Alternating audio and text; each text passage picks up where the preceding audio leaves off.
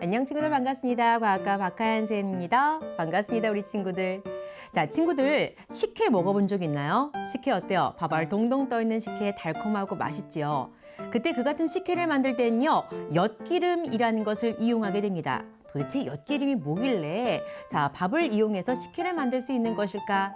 자, 그 과정 속에는 효소라는 것이 관여하게 됩니다. 이번 시간 우리 효소에 대한 이야기 해보도록 하겠습니다. 출발해 보도록 하죠. 자, 효소입니다. 자, 효소 한번 읽어볼까요? 삭힐효의 본디소라고 해서 삭히는 과정을 우리는 효소라고 이야기합니다. 자, 효소 한번 읽어볼게요. 생물체 내에서 일어나는 화학 반응 과정에서 필요한 최소한의 에너지를 낮추어 주어 반응 속도를 증가시켜주는 생체 촉매래네요. 아, 읽었는데요. 뭔가 말이 굉장히 길어요.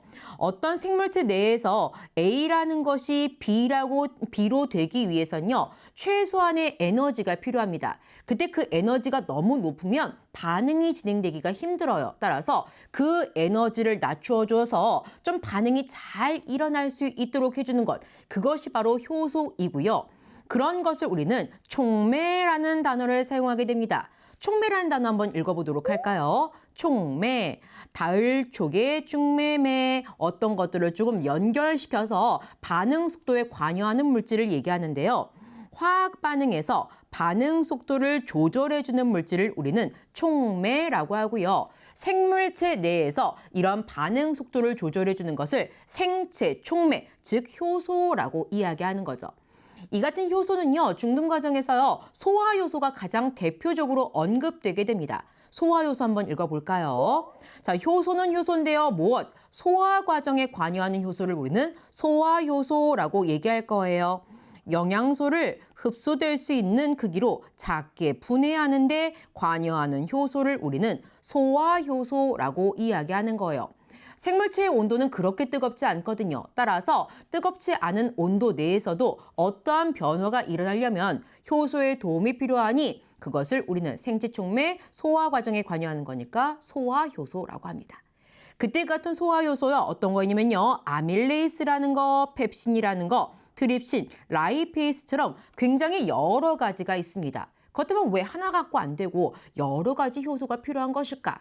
자, 우린 이것을 이해하기 위해서 효소에 대해서 조금 더 많은 이야기를 해야 될 것 같아요. 자, 효소의 특성을 한번 살펴보도록 하죠. 자, 효소입니다. 효소는 효소마다 고유한 입체 구조를 가지고 있고요.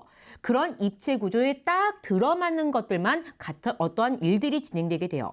효소는 입체 구조에 들어맞는 반응물에 작용한다라는 말이 나와 있죠.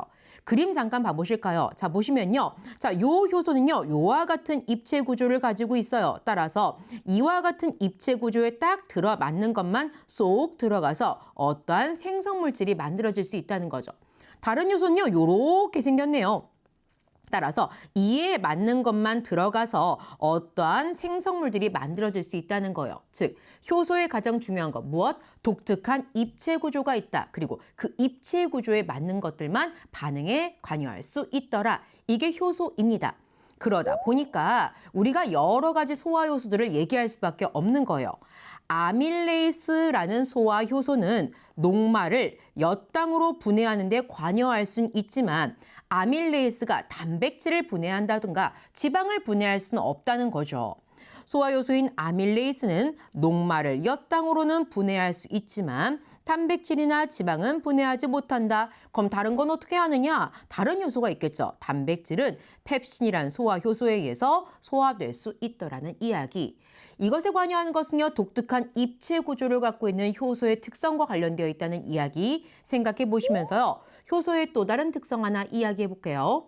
효소는요, 재사용이 가능합니다. 보시면 효소는 반응 전후 변하지 않아요. 그래서 재사용할 수 있습니다. 라고 되어 있죠. 그림 보시면 이렇게 반응하는 물질이 있었습니다. 그것이 효소 안에 들어가서요. 자, 이렇게 생성물질로 나뉘었어요. 그때 효소 보세요. 효소. 반응 전과 후를 보았을 때요. 변화가 있어요? 없어요? 변화가 없지요. 따라서 효소는요, 변하지 않고 재사용 가능하다라는 것까지 생각해 보시면 되겠습니다. 이 같은 효소를 이용해서 우리는요, 자, 식혜를 만들 수 있는 거예요. 처음에 얘기했던 식혜 이야기로 돌아가 보도록 할까요? 자, 생활 속 효소 찾기입니다. 자, 식혜 만들기 어떻게 하냐고요? 자, 일단 기본적으로 쌀이 필요하고요. 엿기름과 함께 물이 필요합니다. 이 쌀로 뭘 할 거냐면요, 밥을 지을 거예요. 그리고 밥과 함께 무엇을 섞게 되냐면요. 엿기름 물을 섞을 거예요.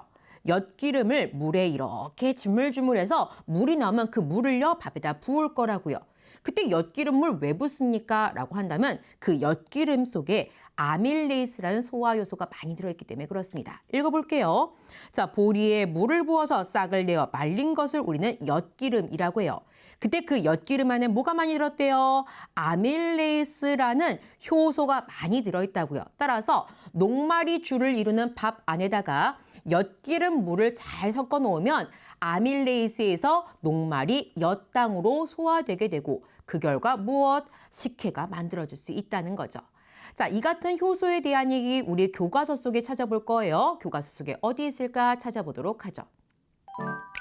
자, 교과서 속에 효소 어디인지 한번 찾아보도록 하겠습니다. 자, 우선요, 광합성과 온도 파트에서 효소라는 단어 한번 찾아보도록 합시다.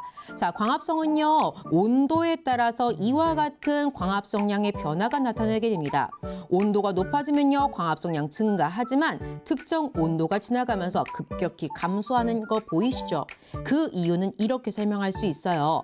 일정 온도 이상이 되게 되면 광합성량 감소하는데 그 이유는 광합성 과정에 쓰이는 효소의 주성분인 단백질의 변성이 일어나게 되면서 입체 구조가 바뀌게 되고 그로 인해서 기능이 떨어져서 이렇게 감소하는 거예요 라고 설명할 수 있다고요. 이런 거 보시면서 아, 효소라는 것이 단백질로 이루어졌다는 얘기 들을 수 있겠죠. 단백질은 효소를 이루는 주성분이다. 이럴 때도 효소라는 이야기 나오고요. 마지막으로 우리 소화효소에 대한 얘기요. 소화효소에 의해서 분해되는 그 소화를 우리는 화학적 소화라고 한다라고 할 때도 효소라는 단어가 나오게 됩니다. 자, 효소에 대한 용어 한번 마무리해 보도록 하겠습니다. 효소입니다.